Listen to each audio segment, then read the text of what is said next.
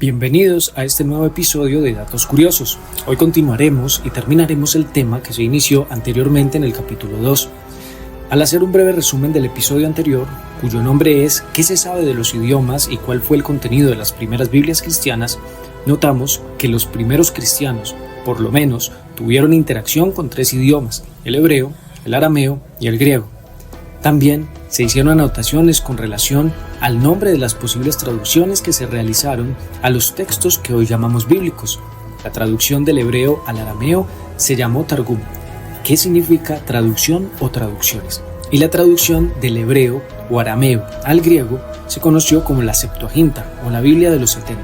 Esto por la tradición basada en la leyenda que tiene fundamentos en un texto llamado la Carta de Filócrates a Aristhenes.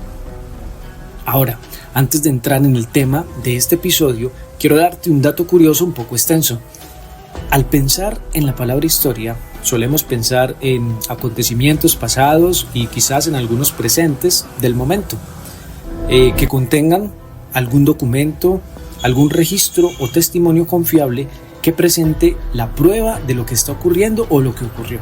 Sin embargo, teniendo en cuenta la definición de Eugenio Lakatos en el libro Historia de la Revelación Bíblica, la palabra historia es de origen griego y señala todo cuanto en el mundo ha sucedido.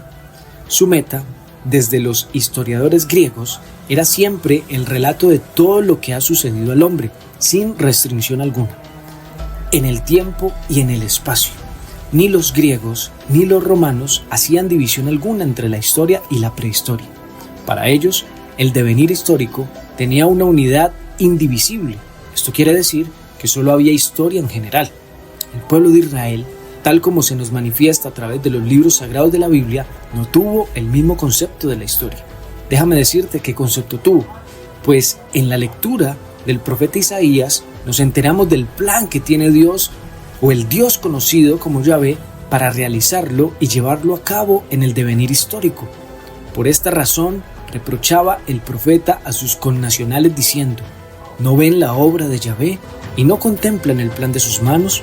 Además de esto, pronuncia amenazas contra aquellos que lo están escuchando, los que dicen que vengan pronto, que se dé prisa, que veamos el plan de sus manos, que venga pues y de una vez acabe su plan el Santo de Israel y lo veamos nosotros.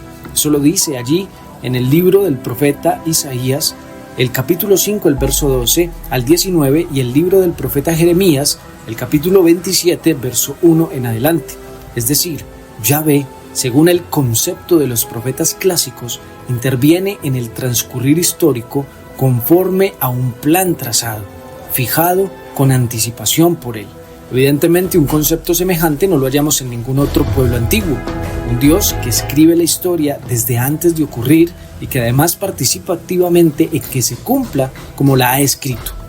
Ahora, vayamos de nuevo al tema que nos ocupa en este episodio. El contenido de las primeras Biblias cristianas fue aquel que se leía con el nombre de la versión de los 70.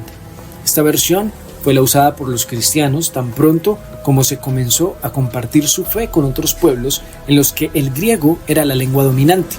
Estas fueron las escrituras que Pablo y casi todos los demás autores de lo que se denominó el Nuevo Testamento suelen citar como escrituras.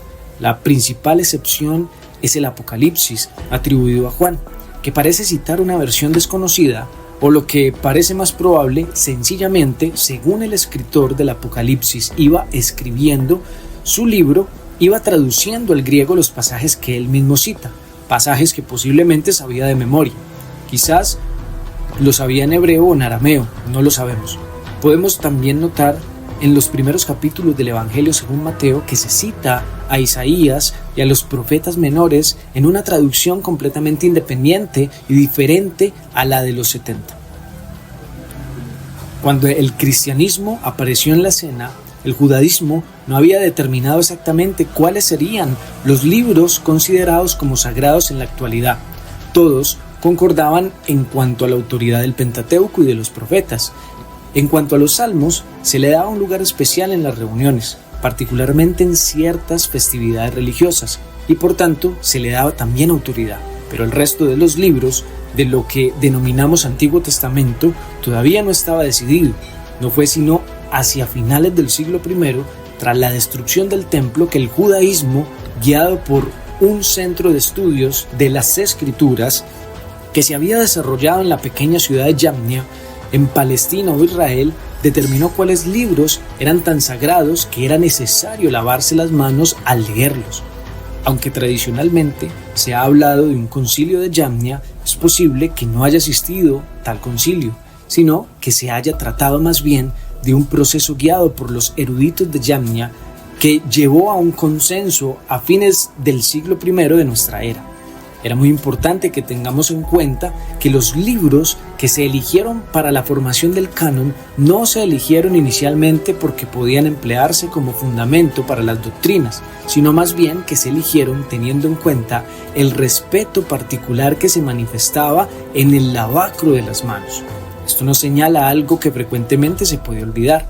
Lo que se discutió siempre en la formación del canon no era primeramente la cuestión de lo que podía emplearse en debates teológicos, sino que era más bien lo que podía y debía leerse en las sinagogas, y más tarde también en lo que se denominó la iglesia.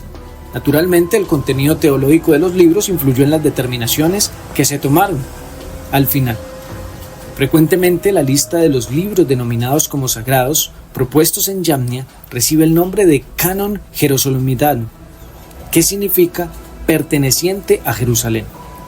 Esta lista es la misma de la mayoría de las Biblias que hoy conocemos como protestantes, aunque en un orden ligeramente diferente. La ley o Torá contenía a Génesis, Éxodo, Levítico, Números y Deuteronomio. Los profetas estaban divididos en profetas antiguos como Josué, Jueces, Samuel y Reyes, y en profetas posteriores como Isaías, Jeremías, Ezequiel y los 12 profetas menores. Los escritos estaban contenidos en Salmos, Proverbios, Job, Cantar de los Cantares, Ruth, Lamentaciones, Eclesiastés, Esther, Daniel, Esdras, Nehemías, que eran un solo texto, y Crónicas. Fueron varias las razones que llevaron al judaísmo a determinar los límites exactos de lo que hoy llamamos Antiguo Testamento. Una de ellas fue la necesidad de mantener cierta uniformidad entre una población ahora dispersa en numerosos crecientes en diversas partes.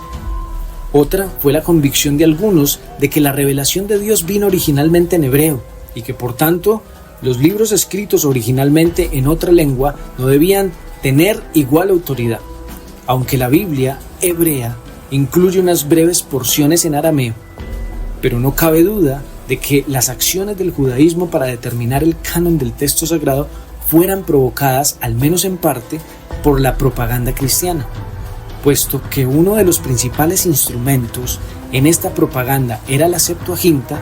El canon hebreo desautorizó una serie de textos que fueron parte de esa denominada Biblia, pero habían sido escritos originalmente en el griego, o al menos circulaban solamente en esa lengua. Esos libros son frecuentemente llamados libros apócrifos o deuterocanónicos. Este último, deuterocanónico, es el nombre preferible, pues en realidad estos libros forman un segundo canon y nunca fueron prohibidos o declarados apócrifos.